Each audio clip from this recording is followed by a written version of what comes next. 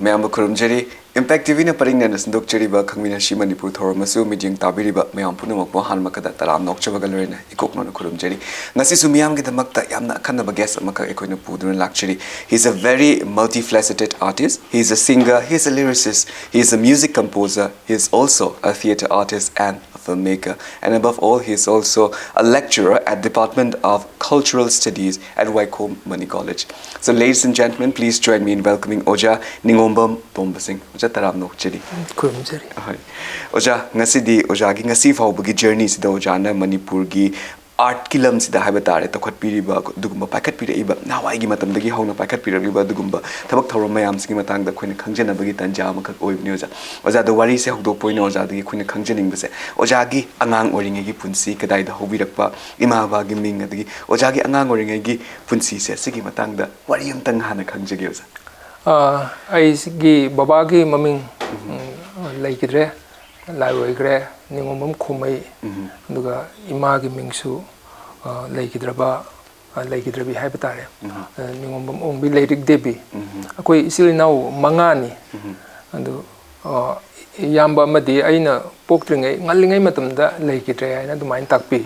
aduga kai isi ani aduga yamba ga akoi mari slai bane adu isi hanjisu kuidri handakta laikidre aina iton ton bane koi mari lehuri basida mu aduga punna de manga adu aina iton tolle aduga nupa ahum nupi ani haibtare adu aina iton ton bane aduna ne tomba kauram se man mai tai min se hoi adu ai gi family se ai gi wife ki maming se mani tombi kawi aduga isa nupa ahum mau ma leire su leire hojikti su ani isa nupa anjina toni kawi maya sin biswamitra atom basina kai mayam na itau ko aduga Rishi Kumar aduga mau sina sanathoi ko adumaina hojiki isu leiriba hansina ahen thoi aduga isu aton basina koi magi de ninghen thoi ko bani adu mayam na agu hairaga khangi adumaina lei yamna sunung shiba dagi oza punsi se kitang tapthar ko matam haibatare ko gi chai su gi dugumba yamna nungai ba matam haibatare ko mai mayam si yeng matam sida adu bo ja hojik faw ja khoi sum uza matam da oza na pokpa dagi loina biraga lakba khoi gi kala art haibatare ko sidi hojik faw thadok ta bagi amam sangjin jari hoi abde khoi na hojik oza gi sangai oza gi lekai se lak matam sida haitare angang mayam sing se sum khoi gi isai ga tammaga leramba oza na ga takpi tambi khoi mayam khak su uzai haidar oza sigi energy sidi oza kadai dagi lakpi adum changchen gi haina khanbu ge energy se sigi matang do sai bi mase aingon da khudong chaba khar leisna classical music se aina matam sang na waza sing tongan bo waza sing da sum tamjarak pa loina jarak pa waza sing de gyan la hoba tongan ba prekha sing thajarak pa kanda madugi koi gi rehearsal wi matam se khara classical na khara sang na to holle waza sing duna adugi tawbagi mahi duna hoji around ai sahi 34 muk surak pasi bawbada angang sing sita fazana law bangam ba takpi bangam bagi kaino ma energy dumati ai hoji pawba handri na khalli adumakna light music tawbada su adagi ai matam hojikti ai theater si lepe theater tawringai matam orasu kanna chongba phanba lawba khongba tawbagi kaino sumba yam kanaba matamduda classical practice to giba mayam aduga theater gi chong giba mayam kan nawring da aingonda energy kara tasallaga thamauba adugi sakti duna ngambani haibsi ma ai thamoida sum phawi aduga saba tak pasu khitang seksale hoi ai je saba tak pada thau ka hena sade adu yaringo ai manam sing saba si yam pamme adumakna ai je nga se koi tauraga maruman baya bagi chang da chai mayam na nokngai phagi tawi engonda aide aina sak chaba kanda nga thong si kya chada maru yam pangan ba aduna tauraga di maru man baya bagi khudong chaba am leibudo adumai tauraga chai aduna yam na hena ai chinjak ta kitang aina ꯀꯩ ꯍꯥꯏꯇꯥꯔꯦ ꯆꯦꯛꯁꯤꯟꯖꯕ ꯑꯗꯨꯃꯥꯏꯅ ꯑꯃ ꯂꯩ ꯌꯥꯝꯅꯁꯨ ꯅꯨꯡꯉꯥꯏꯖꯔꯦ ꯇꯥꯖꯕ ꯃꯇꯝꯗ ꯁꯤꯁꯨ ꯏꯟꯈꯠꯂꯛꯏꯕ artist ꯃꯌꯥꯝꯒꯤ ꯃꯤꯠꯃꯥꯏ ꯑꯣꯏꯕ ꯌꯥꯕ ꯑꯗꯨꯒꯨꯝꯕ ꯋꯥꯍꯩꯅꯤ ꯑꯣꯖꯥꯅ ꯍꯧꯖꯤꯛ ꯇꯥꯛꯄꯤꯔꯤꯕꯁꯦ ꯑꯣꯖꯥ ꯃꯈꯥ ꯇꯥꯅ ꯑꯣꯖꯥ ꯇꯣꯝꯕ ꯍꯥꯏꯕꯁꯦ ꯑꯩꯈꯣꯏꯅ ꯃꯤꯌꯥꯝꯅ ꯁꯛꯈꯪꯅꯔꯤꯁꯦ ꯑꯣꯖꯥ ꯁꯤ ꯑꯃ ꯁꯦꯝꯒꯠꯂꯛꯄ ꯃꯇꯝꯗ ꯈꯣꯡ ꯈꯨꯠ ꯄꯥꯏꯗꯅ ꯇꯣꯉꯥꯟ ꯇꯣꯉꯥꯟꯕ ꯑꯣꯖꯥ ꯒꯨꯔꯨ ꯃꯌꯥꯝ ꯑꯃ ꯈꯟꯕꯤꯔꯝꯒꯗꯕ ꯃꯥꯜꯂꯦ ꯍꯥꯏꯇꯥꯔꯦ ꯉꯁꯤ ꯐꯥꯎꯕ ꯑꯣꯖꯥ ꯇꯣꯝꯕ ꯁꯦꯝꯒꯠꯂꯛꯄꯁꯤꯗ ꯑꯆꯧꯕ ꯊꯧꯗꯥꯡ ꯂꯧꯕꯤꯈꯤꯕ ꯑꯣꯖꯥ ꯒꯨꯔꯨ ꯃꯌꯥꯝꯁꯤꯡꯗꯨꯁꯨ ꯑꯣꯖꯥ ꯁꯛ ꯑꯝꯇꯪ ꯈꯪꯖꯍꯧꯒꯦ ꯏꯍꯥꯟ ꯍꯥꯟꯕꯗ ꯑꯩꯁꯦ 1978 ꯁ꯭ꯋꯥꯏꯗ ꯑꯩꯁꯦ ꯊꯥꯡꯃꯩꯕꯟꯗ ꯂꯩꯕ ꯑꯣꯖꯥ ꯑꯍꯩꯕꯝ ꯁ꯭ꯌꯥꯝ ꯑꯣꯖꯥ ꯃꯤꯡ ꯑꯣꯏꯅ ꯄꯟꯖꯔꯦ ꯂꯩꯈꯤꯗ꯭ꯔꯦ ꯂꯥꯏ ꯑꯣꯏꯈ꯭ꯔꯕꯅꯤ ꯑꯗꯣ ꯑꯣꯖꯥ ꯕꯨꯙꯥ ꯑꯣꯖꯥ ꯑꯅꯤꯁꯤꯅ ꯂꯥꯏꯠꯀꯤ ꯀ꯭ꯂꯥꯁꯁꯤ ꯇꯧꯕ ꯀꯥꯟꯗ ꯑꯩ ꯌꯥꯎꯖꯔꯛꯑꯦ ꯑꯗꯒꯤ ꯃꯊꯪ ꯃꯊꯪ ꯑꯣꯖꯥ ꯁ꯭ꯌꯥꯝꯁꯤꯅ ꯈꯔ ꯍꯦꯟꯅ ꯀꯤꯌꯥꯔ ꯂꯧꯕꯤꯔꯦ ꯆꯍꯤ 4-5ꯁꯤ ꯌꯥꯝ ꯀꯟꯅ ꯏꯁꯩ ꯁꯨꯔ ꯁꯨꯃꯥꯏꯅ ꯄꯥꯟꯒꯗꯧꯕꯅꯤ ꯁꯛꯄ ꯀꯥꯟꯗ ꯁꯨꯃꯥꯏꯅ ꯁꯛꯀꯗꯧꯕꯅꯤ ꯅꯪꯒꯤ ꯁꯛꯐꯝꯗ ꯀꯥꯏꯔꯤꯗꯣ ꯑꯗꯨ ꯀꯥꯏꯍꯟꯕ ꯌꯥꯔꯣꯏ ꯁꯛꯐꯝꯗ ꯆꯨꯝꯅ ꯍꯥꯏꯅꯅꯕ ꯍꯣꯠꯅꯕꯗ ꯑꯍꯥꯟꯕꯗ ꯑꯩꯁꯦ ꯏꯁꯩ ꯁꯛꯄꯗ ꯃꯤꯅ ꯍꯦꯛꯇ ꯅꯣꯛꯑꯦ ꯋꯥ ꯅꯣꯛꯑꯦ ꯁꯛꯐꯝ ꯌꯥꯝ ꯀꯥꯏꯕ ꯃꯥꯒꯤ ꯐꯦꯁꯤꯌꯦꯜ ꯑꯦꯛꯁꯄ꯭ꯔꯦꯁꯟꯁꯤ ꯅꯣꯛꯅꯤꯡꯕ ꯄꯣꯛꯄ ꯅꯨꯡꯁꯤꯕ ꯄꯣꯛꯄ ꯅꯠꯇꯕ ꯑꯗꯨꯃꯥꯏꯅ ꯇꯧꯕꯒꯤ ꯑꯦꯔꯤꯌꯥ ꯂꯩꯔꯝꯃꯦ ꯑꯣꯖꯥꯗꯨꯅ ꯅꯪ ꯅꯨꯡꯁꯦꯜꯗ ꯌꯦꯡꯉꯒ ꯁꯨꯃꯥꯏꯅ ꯄ꯭ꯔꯦꯛꯇꯤꯁ ꯇꯧ ꯁꯨꯃꯥꯏꯅ ꯇꯧ ꯀꯥꯟꯗ ꯌꯥꯝ ꯁꯥꯡꯅ ꯇꯥꯛꯄꯤꯔꯛꯄ ꯑꯗꯨꯒꯨꯝꯕꯒꯤ ꯇꯥꯟꯖꯥ ꯑꯃ ꯂꯩꯔꯦ ꯑꯗꯨꯒ ꯀ꯭ꯂꯥꯁꯤꯀꯦꯜꯒꯤꯗꯗꯤ ꯏꯍꯥꯟ ꯍꯥꯟꯕ ꯑꯩꯁꯦ ꯑꯩ ꯀꯩꯅꯣ ꯇꯧꯖꯔꯦ ꯂꯥꯏ ꯑꯣꯏꯈ꯭ꯔꯦ ꯏꯍꯥꯟ ꯍꯥꯟꯅ ꯃ꯭ꯌꯨꯖꯤꯛ ꯀꯣꯂꯦꯖꯇ ꯇꯝꯕꯤꯔꯛꯄꯁꯨ ꯑꯣꯖꯥ ꯕꯣꯔꯥ ꯍꯥꯏꯗꯅ ꯂꯩꯈꯤꯗ꯭ꯔꯕ ꯊꯥꯡꯃꯩꯕꯟꯒꯤ ꯊꯥꯎ ꯒꯥꯎꯒꯤ ꯑꯣꯄꯣꯖꯤꯠ ꯑꯗꯨꯗꯒꯤꯅꯤ ꯃꯥꯅ ꯒꯣꯔꯃꯦꯟ ꯃ꯭ꯌꯨꯖꯤꯛ ꯀꯣꯂꯦꯖꯇ ꯃꯇꯝꯗꯨꯗ TGꯗ ꯑꯣꯏꯔꯝꯃꯦ 1978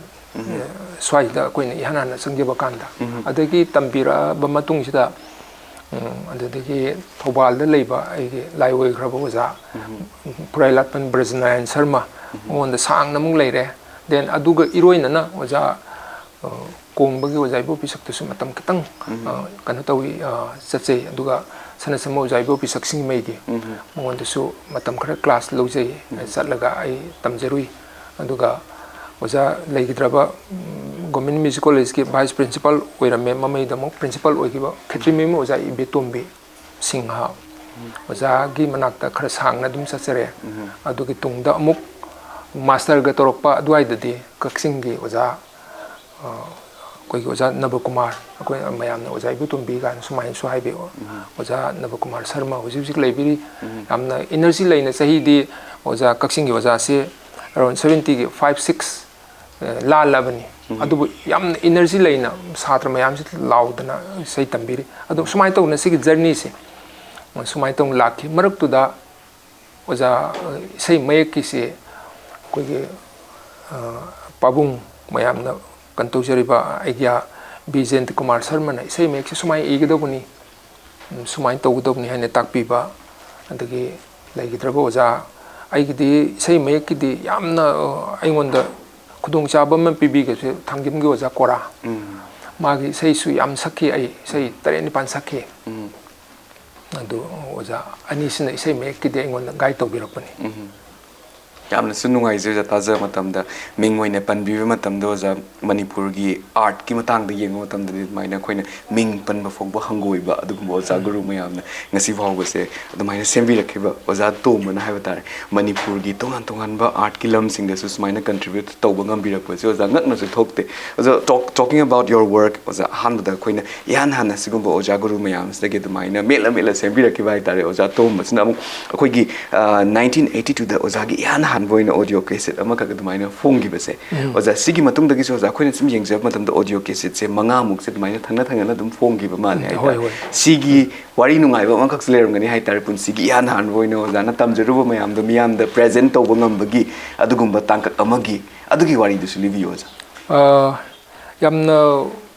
ꯂꯩꯀꯥꯏꯅꯁꯨ ꯌꯥꯝ ꯅꯣꯛꯅꯈꯤ ꯃꯇꯝꯗꯨꯗ ꯑꯗꯨꯒ ꯁꯨꯃꯥꯏꯅꯁꯨ ꯃꯅꯤꯄꯨꯔꯗ ꯍꯧꯔꯛꯏꯕ ꯀꯂꯥꯀꯥꯔꯁꯤꯡꯁꯤ ꯃꯁꯤꯡ ꯌꯥꯝꯅ ꯊꯣꯛꯑꯝꯃꯣꯏ ꯊꯣꯛꯄꯗꯤ ꯌꯥꯎꯔꯝꯒꯅꯤ ꯈꯔ ꯑꯗꯨꯒ ꯏꯍꯥꯟ ꯍꯥꯟꯅ ꯑꯩꯅ ꯑꯩꯒꯤ ꯑꯣꯗꯤꯑꯣ ꯀꯦꯁꯦꯠꯁꯤ ꯐꯣꯡꯅꯅꯕ ꯍꯣꯠꯅꯕ ꯀꯥꯟꯗ ꯁꯨꯞꯅꯒꯤ ꯑꯩ ꯌꯥꯝꯅ ꯂꯥꯏꯔꯅ ꯍꯧꯔꯛꯏ ꯕꯕꯥ ꯏꯃꯥꯅ ꯌꯥꯝꯅ ꯋꯥꯅ ꯑꯩꯁꯦ ꯁꯦꯝꯕꯤꯔꯛꯏ ꯁꯨꯞꯅꯒꯤ ꯂꯧ ꯁꯪꯒꯝ ꯑꯃꯈꯛ ꯂꯩꯖꯕ ꯂꯧ ꯁꯪꯒꯝꯁꯤ ꯐꯤꯜ ꯇꯧꯏ ꯑꯩ ꯏꯃꯣꯁꯅꯦꯜ ꯑꯣꯏꯔꯛꯀꯦ ꯇꯧꯏ ꯑꯗꯣ ꯂꯧ ꯁꯪꯒꯝꯁꯤ ꯌꯣꯟꯊꯣꯛꯑꯒ ꯑꯩ ꯀꯦꯁꯦꯠꯁꯤ ꯐꯣꯡꯉꯦꯕ ꯐꯥꯔꯁ ꯇꯥꯏꯝ ꯑꯩꯒꯤ ꯀꯩꯅꯣꯁꯤ ꯑꯍꯥꯟꯕ ꯑꯩ ꯄꯨꯟꯁꯤꯒꯤ ꯀꯦꯁꯦꯠ ꯐꯣꯡꯕꯁꯤ ꯑꯗꯨꯝ ꯃꯇꯝꯗꯨꯗ ꯑꯩꯈꯣꯏꯅ ꯃꯌꯥꯝꯅ ꯈꯪꯕꯤꯕ कलाकार हाइबदु सैसक पाइबदु नत्तबनिना मीना कछु लेबिदे कैसे पैसा मैम मांगे कैमता हंजनदे अदुमाइन तौर सुम होनरकपसिने मथंग मथंग मथंग मथंग आइगी कइनोदुना युमनसु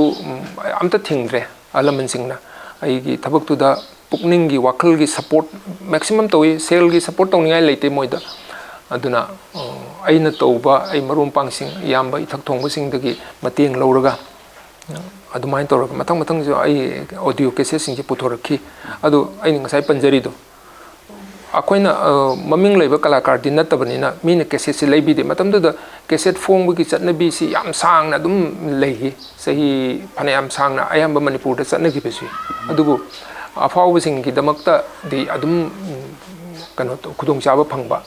अदुगा हौरैबा अदुगा फाउद्रिबा कांगबुसिंग दि खुदोंग चाबसि मांगबा मसि अखोइगी चटना मसि कनोनी मसि हौना साने अदुबदि मदुदा अदु अदा आइना हाइनिंगाइ कछु मथौ ताते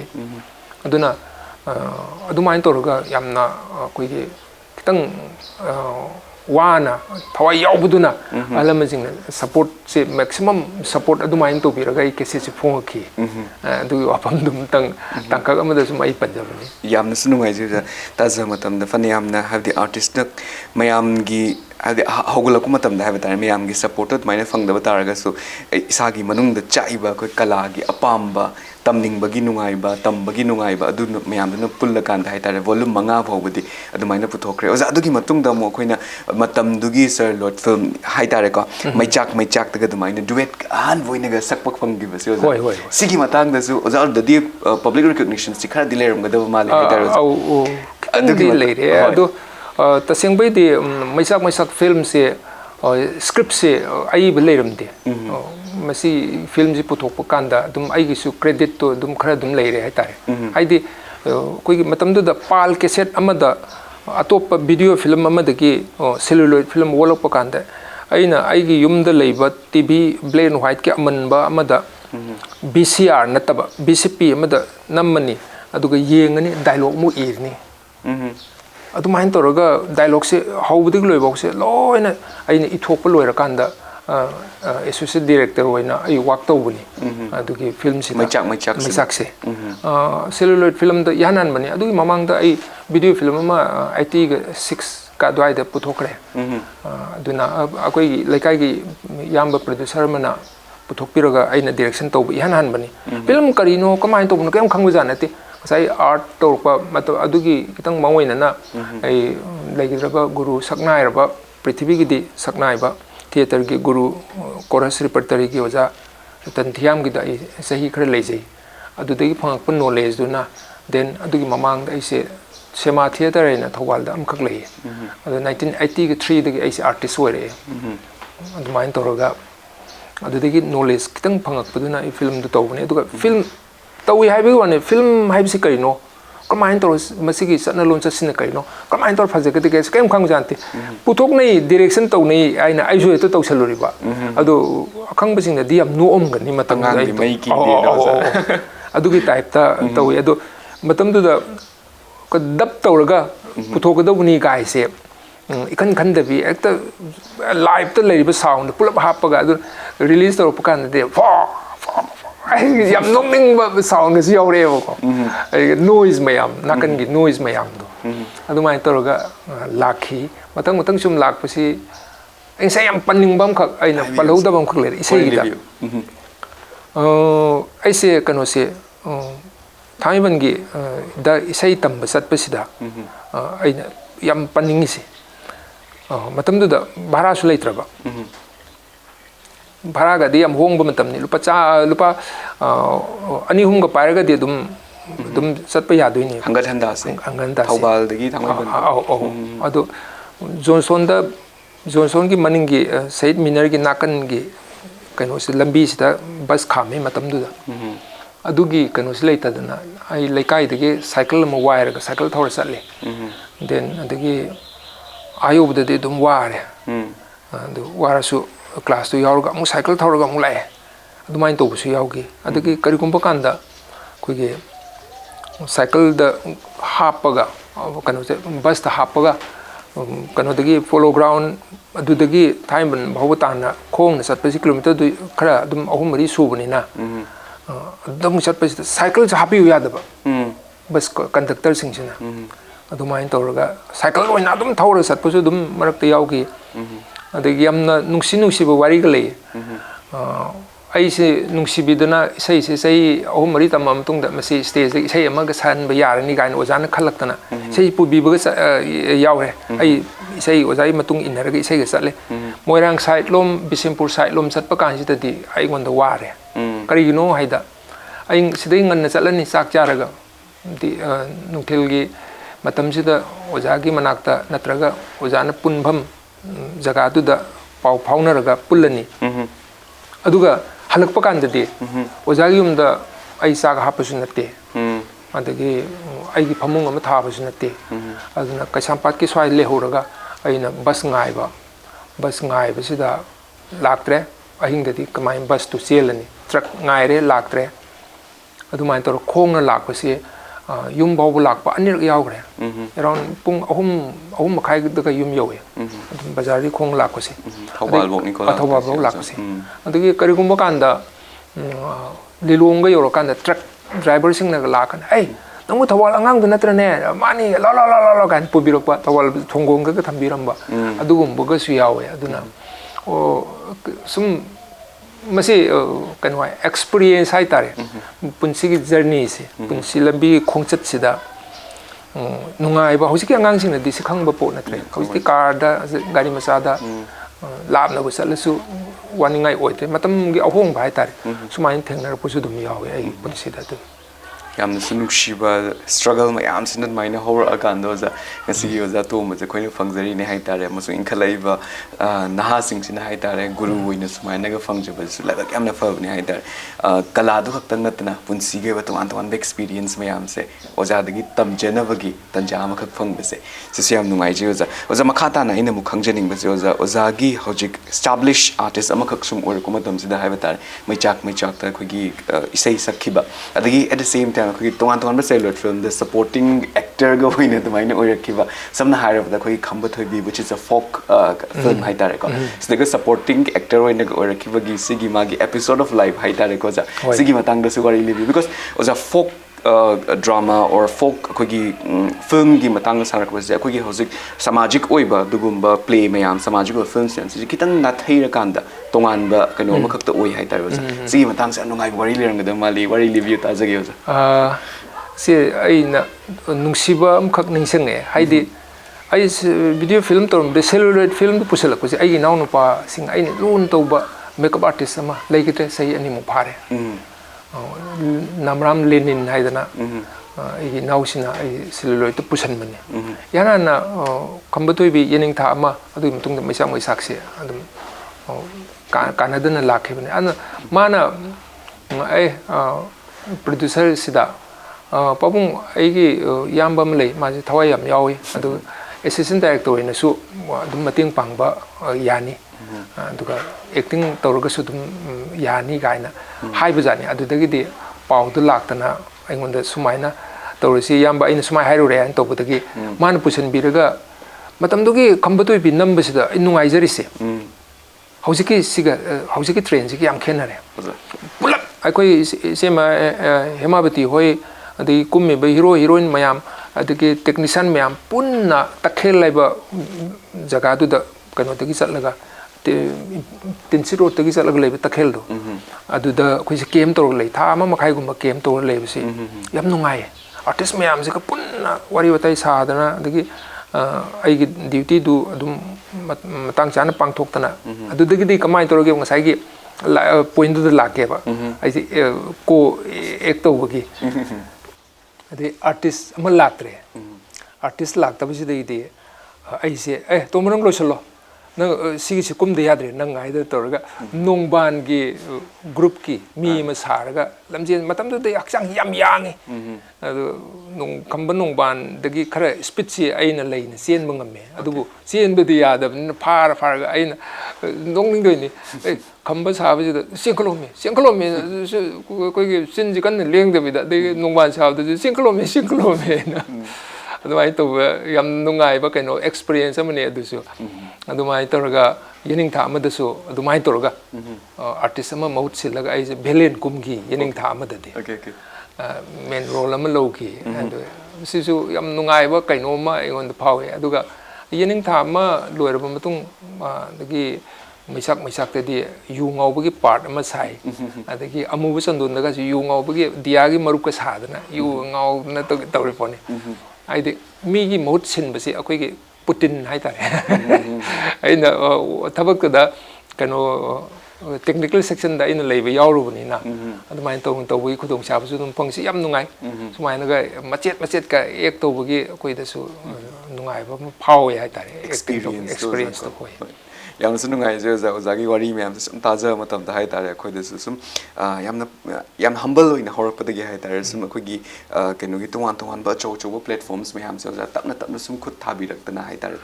ꯂꯦꯚꯦꯜꯁꯦ ꯁꯨꯝ ꯑꯩꯈꯣꯏꯅ ꯏꯟꯈꯠꯄꯤꯔꯛꯄꯁꯦ ꯁꯤꯒꯤ ꯋꯥꯔꯤ ꯇꯥꯖꯕꯁꯦ ꯌꯥꯝ ꯅꯨꯡꯉꯥꯏꯖꯩ ꯑꯣꯖꯥ ꯋꯥꯔꯤꯁꯦ ꯌꯥꯝ ꯅꯨꯡꯉꯥꯏꯔꯤ ꯃꯔꯛ ꯊꯠꯅ ꯑꯣꯖꯥ ꯕ꯭ꯔꯦꯛ ꯑꯝꯇꯪ ꯂꯧꯖꯒꯦ ꯕ꯭ꯔꯦꯛꯀꯤ ꯃꯇꯨꯡꯗ ꯑꯣꯖꯥ ꯇꯣꯝꯕꯒ ꯂꯣꯏꯅꯅ ꯅꯨꯡꯉꯥꯏꯕ ꯋꯥꯔꯤ ꯋꯥꯇꯥꯏꯒ ꯂꯣꯏꯅꯅ ꯏꯝꯄꯦꯛ ꯇꯤꯚꯤꯅ ꯁꯟꯗꯣꯛꯆꯔꯤꯕ ꯈꯪꯃꯤꯟꯅꯁꯤ ꯃꯅꯤꯄꯨꯔ ꯍꯟꯖꯔꯛꯈꯤꯒꯦ ꯏꯝꯄꯦꯛ ꯇꯤꯚꯤꯕꯨ ꯃꯇꯦꯡ ꯇꯥꯗꯨꯅ ꯂꯩꯕꯤꯌꯨ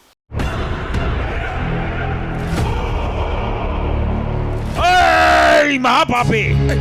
Yeah, me masak khangdam saradana.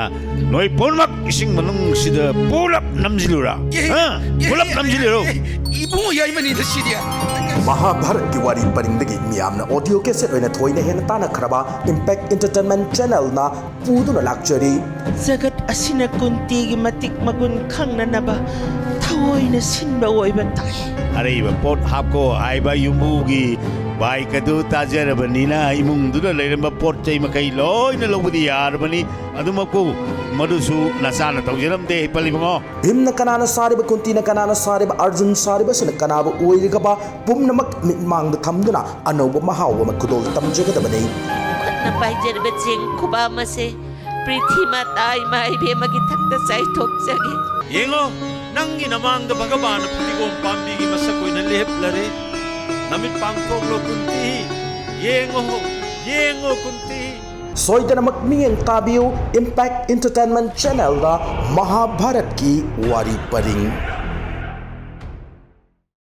Break की मतुंगदा मयाम तराम नोकचरी ओजा तोंबगा वरी मखा ताजगे ओजा ब्रेक की ममांगदा ओजा की हैव द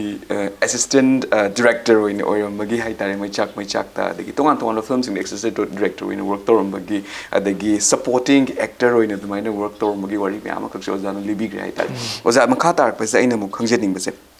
सिदगी फंगबिरखिबा एक्सपीरियंस में आमदनो ओजा एज अ डायरेक्टर अमगी फॉर्म फावबो ओजा न काखत पिकी हाइतारे सिगी फिल्म गिलम सिदा हाइतारे ओजा सिगी हैव द डायरेक्टर हाइबा सिदि ओजा फिल्म अमगी दि ओजा थवाई गुमने हाइतारे अदना थवाई गुमबा डायरेक्टर सिद माइना ओइरगे गा हाइरकबगी कॉन्फिडेंस अमखक्ति ओजा लेरकदो मा लाइते आई सिंग मनी गा हाइबा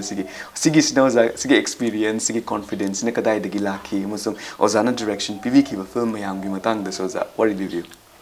इन डायरेक्शन पीगिबा फिल्म से अहुमगुम्बा खक्तनी अहानबदा ngасai panjagiba video format leiba aduma then adagidi celluloid ki koi inthok labi haina makhak aduga ai sana production tawjaba nungobi haina amaga film ahum sine ado ngasai gi inthok labi gi 35mm tawba kansidadi yam nungai aiga bimol sharma ex sine gi mana cameraman way aduga editor gi thabak sisu man pai aduga akhoi ni na kano tawi screen play writer se akhoi ni noi magi session in lore aduga ain pambu ka tawraga dumai tawdana tawminai yam nungai haidi yamna West Bengal da koi na khudong chaba leirisina West Bengal ge Rupayan Film Studio sida koi gi 16mm gi अखोइना कापगा 35mm दा ब्लॉप तौबना अयामने Manipur film तौनरिसे अदुना कोई ship अमसदा पुंग तरुकना साबा शिप अमसि ngainabasida north east दगी लाकपा state खरा मा अदगी अतै अदवाई गे वेस्ट बेंगल गा नकनबा स्टेट सिंग दगी सु दुम लाकपा यावरी अदुना शिप अमा मेचिन जाम खक लेबा machine amakak leibasida akoina sipsing ngaina doini ngairaga ko aduna pung mapan dagi subage auri adagi pung 13 dagi subu yawi ahingi adu ngaibasida akoi ai si yam uigalle sak hek charadi ai de dum uire masi aigi health ki kano oi batai aduna adumaina tawraga nga uiraga ngaini adu ahingi tabak suba aiga bimolga koi subrto lahiri ko editor se usi machine pairese dada na mai uisi da bar hair kada dada adumai tawraga yam nungai ba tongan ba experiencing phange sai ke aina director webista artist single loina ba aduga ain hiding ba sing artist sing freely hai bangam ba aduga mai tanjam phangba aduga utningi ba potto aigi mindset ta lei ba potto artist sing ain pamse sini gaina haibagi kano se assistant natraga associate director or pakanda di madu phangdaba ai pamdi pamba adu ai madu right leitabani na ai kaimta di haiba ngamdaba ai ikai bam yaw film amanga di palaroi ai poche si oraga di poche okay tani haibse aina director sita haiba mana ta deba aduga halle kat sinni palak mapal halakan ngasai ain haigi ngasai makok haigi beto adu ido ma tawre last oza du matam dagi salot film daga cut ka tawba haisi pra huge amount of money second amma for second the frame ji kun ga mari se leba aduna minute amma ni ga amuk NG ga tarade maduda yami ba reel mayam de producer one day ai je pai lei ni no ko aduna kra kuma kitang producer sing kitang wakal du khanda udu ba ai de adu khang ba producer sing yaw ga de ko adu moi de so yam wakal wa jani as am ai lei gi mayam am loi mang ba ga na khan su yaw jani aduna film to gi hai tar ga de aina message am kak tang mayam da tham jani film to ge hai ra ga di film puthok ke hai ra ga di producer na thengnari bam problem mayam karino director na thengnari ba problem mayam karino artist sing jina power ba wakalon na kaino haibse munna khangbi ra kanda film putok piyo adu etardi problem thoi kuding solve tawni amagisu idea du leiraga man putok taragadi hoji sam kudamoina artist ama maming leiba artist ama ma film am putok ke hai taragadi artist sing na thengnari problem mayam ma khangani so adan khangani artist ke problem ma irai line solve tawng mani mana aduga director na thengnari hoji maroina koi ge conflict thoiba film mai pak tabagi maram se producer ga director ga mo chana dabada ki thok si maximum ne karigino hai kanda koi ge producer sin pami si ma ai paisa si puthokre aduna ai di mai pa lore mai pak pu de kari sange technically kari problem lege si man udaba adu ubiba miduna film ji puthogadi mai pakane ba sima aigi suggestion da aigi appeal da anova filmmaker sing da aina thamjaning ba along anova film producer sing da in thamjaning ba mo sima sini adu target so dan mai pakane yamna su ngai jo da yamna su pukning loksing oi ba dugumba wahai ni usa na hosik tak piri beso sa ado aroi bedo za khoine khangjening beso za gi journey se khoine sum season jar ko matam da ha tar ka za gi se hosik fo bedo za lingshin der lebi be iramdam manipur artists association se da hai tar ka smaina lyricist amasung producer oi ning lebi beso sa sige episode se lebi za gi live se khoine sa yeng ja matam da music film theater they quite a living theater or even living art or even Manipuri quite a chok tok chaning or even sumang kum haste the zoza kut habi bagi au mami yama ka khoina ta zai hai taraza sigi matang da suwari ni views masi yam nungai jani ai no nupa yamna sei di ain halle adu imanam do sum tinar pa ngalingai dagi oza kunjo okram kunjo sanai nga ka irise masi dum ai film to bisingi mana ibang aktan ngalingai dagi aduna sum magi wakalon magi talent sing do ain sum ubnina adu etarti sumang lila da koin sangai ba meram se theater tawre ai babok ta message pi film tawre babok ta message pi isai su babok ta message pi tawbu message pi ba khupi se paujel ma piningi ba khupi si sumang lila dana direct on yam ni yang na babok ti yow bangam ba gi pot am khlei atai sin je kitang khena ba pot am khlei sida haiba ya da basu adum haiba ya ba gi aya ba si dum babok na pibi hai tare ꯑꯗꯨꯃꯥꯏꯅ ꯇꯧꯔ ꯄꯤꯕꯤꯕꯅꯤꯅ ꯑꯩꯈꯣꯏꯅ ꯃꯟꯇ꯭ꯔꯤ ꯆꯩꯕ ꯁꯔꯀꯥꯔ ꯆꯩꯕ ꯂꯥꯜꯍꯧꯕ ꯆꯩꯕ ꯈꯨꯗꯤꯡꯃꯛꯇꯣ ꯆꯩꯕ ꯌꯥꯕꯒꯤ ꯈꯨꯗꯣꯡꯆꯥꯕ ꯑꯃ ꯐ꯭रीꯗꯝ ꯑꯃꯈꯛ ꯚꯥꯕꯣꯛꯅ ꯄꯤꯕꯤꯕ ꯄꯔꯃꯤꯠꯁꯦ ꯚꯥꯕꯣꯛꯅ ꯄꯤꯕꯤꯕꯅꯤ ꯑꯗꯨꯃꯥꯏꯅ ꯇꯧꯕꯅꯤना ꯃꯦꯁꯦꯖ ꯌꯥꯝ ꯊꯨꯅ ꯄꯤꯕ ꯑꯗꯨꯒꯨꯝꯕꯒꯤ ꯃꯑꯣꯡꯗꯨꯗꯒꯤ ꯑꯩꯅ ꯃꯁꯤ ꯁꯨꯃꯥꯡ ꯂꯥꯁꯤ ꯌꯣꯛꯈꯠꯄꯗ ꯑꯩꯈꯣꯏꯅꯁꯨ ꯈꯤꯇꯪ ꯃꯇꯦꯡ ꯑꯣꯏꯕ ꯌꯥꯒꯗ꯭ꯔꯥ ꯑꯗꯨ ꯑꯣꯏꯇꯥꯔꯗꯤ ꯑꯩꯅ ꯄꯤꯅꯤꯡꯉꯤꯕ ꯄꯥꯎꯖꯦꯜꯁꯤ ꯈꯤꯇꯪ ꯌꯥꯡꯅ ꯚꯥꯕꯣꯛꯇ ꯌꯧꯕ ꯌꯥꯔꯒꯅꯤ ꯍꯥꯏꯕꯒꯤ ꯑꯆꯦꯠꯄ ꯊꯥꯖꯕ ꯑꯃꯒ ꯂꯣꯏꯅꯅ ꯁꯨꯃꯥꯡ ꯂꯥꯁꯤ ꯇꯧꯖꯕꯅꯤ ꯑꯣꯖꯥ ꯑꯔꯣꯏꯕꯗ ꯑꯩꯅ ꯑꯣꯖꯥꯗꯒꯤ ꯌꯥꯝꯅ ꯈꯪꯖꯅꯤꯡꯕ ꯑꯃꯈꯛꯁꯨ ꯂꯩꯔꯤ ꯑꯣꯖꯥ ꯍꯧꯖꯤꯛꯁꯦ ꯑꯣꯖꯥ ꯑꯣꯜ ꯏꯟꯗꯤꯌꯥ ꯔꯦꯗꯤꯑꯣ ꯏꯝꯐꯥꯜꯒꯤ ꯑꯩꯈꯣꯏ ꯕꯤ ꯒ꯭ꯔꯦꯠ ꯑꯩꯈꯣꯏꯒꯤ ꯑꯥꯔꯇꯤꯁ ꯁꯤꯡꯒꯔ ꯑꯃꯈꯛꯅꯤ ꯑꯣꯖꯥ ꯑꯩꯅ ꯁꯨꯝ ꯇꯥꯖꯕ ꯃꯇꯝꯗꯗꯤ ꯍꯧꯖꯤꯛꯁꯨ ꯑꯩꯈꯣꯏꯅ ꯍꯧꯖꯤꯛ ꯂꯩꯔꯤꯕ ꯃꯐꯝꯁꯤꯗ ꯍꯥꯏꯇꯥꯔꯦ ꯑꯣꯖꯥ ꯇꯣꯉꯥꯟꯕ ꯁꯥꯇ꯭ꯔ ꯃꯌꯥꯝꯁꯨ ꯑꯣꯖꯥꯅ ꯇꯥꯛꯄꯤ ꯇꯝꯕꯤꯕꯒꯤ ꯑꯃꯈꯛ ꯎꯖꯩ ꯍꯥꯏꯇꯥꯔꯦ ꯑꯣꯖꯥ ꯁꯤꯒꯤ ꯃꯇꯥꯡꯗꯁꯨ ꯍꯥꯏꯕꯤꯌꯨ ꯑꯃꯁꯨꯡ ꯑꯣꯖꯥ ꯂꯝꯗꯝꯁꯤꯗ ꯏꯁꯩꯗꯤ ꯇꯝꯅꯤꯡꯕ ꯑꯗꯒꯤ ꯏꯁꯩ ꯀꯗꯥꯏꯗ ꯇꯝꯒꯗꯣꯏꯅꯣ ꯀꯥꯏꯅ ꯈꯪꯗꯕ ꯑꯣꯖꯥ ꯁꯥꯇ꯭ꯔ ꯃꯌꯥꯝ ꯑꯃꯈꯛꯁꯨ ꯀꯉꯥꯎꯅꯔꯒ ꯂꯩꯔꯤ ꯍꯥꯏꯇꯥꯔꯦ ꯉꯁꯤ ꯏꯝꯄꯦꯛ ꯇꯤꯚꯤꯅ ꯂꯥꯛꯆꯔꯤꯉꯩꯁꯤꯗ ꯏꯝꯄꯦꯛ ꯇꯤꯚꯤꯅꯁꯨ ꯑꯣꯏꯖꯒꯦ ꯑꯣꯖꯥꯒꯤ ꯁꯤꯒꯤ ꯑꯦꯀꯥꯗꯃꯤꯁꯤꯗꯗꯤ ꯀꯔꯝ ꯍꯥꯏꯅ ꯑꯩꯈꯣꯏꯒꯤ ꯁꯥꯇ꯭ꯔꯁꯦ ꯑꯩꯈꯣꯏꯅ ꯃꯤꯡ ꯆꯟꯕ ꯌꯥꯒꯗꯒꯦ ꯏꯟꯔꯣꯜ ꯇꯧꯕ ꯌꯥꯒꯗꯒꯦ ꯑꯗꯨꯒꯤ ꯃꯇꯥꯡꯗꯁꯨ ꯗꯤꯇꯦꯜꯁ ꯈꯤꯇꯪ ꯍꯥꯏꯕꯤꯔꯝꯃꯣ ꯑꯣꯖꯥ ꯃꯤꯌꯥꯝꯗ ꯄꯥꯎꯗꯝꯖꯒꯦ ꯁꯤ ꯑꯩꯅ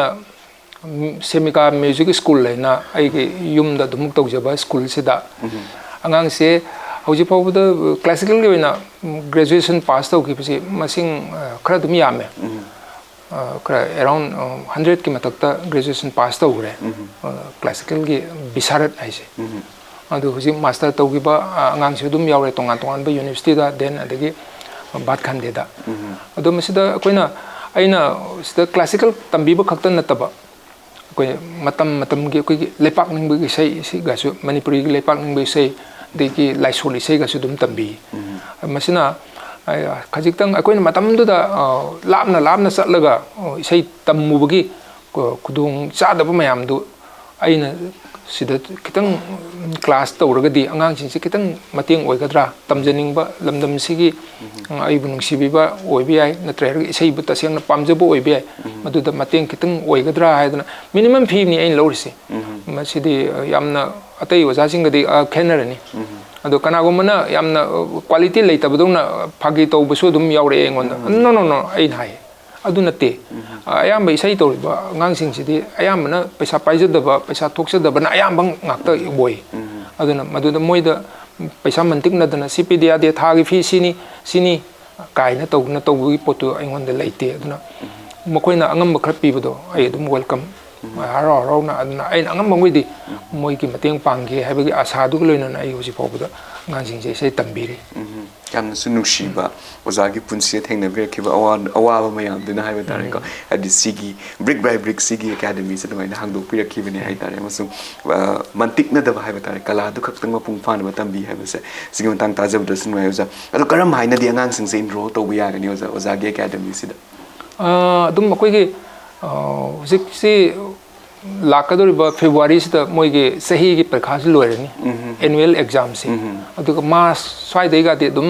अनोबा फॉर्म अमा लौरगा अदुम क्लास नौना क्लास होबा दुम यारे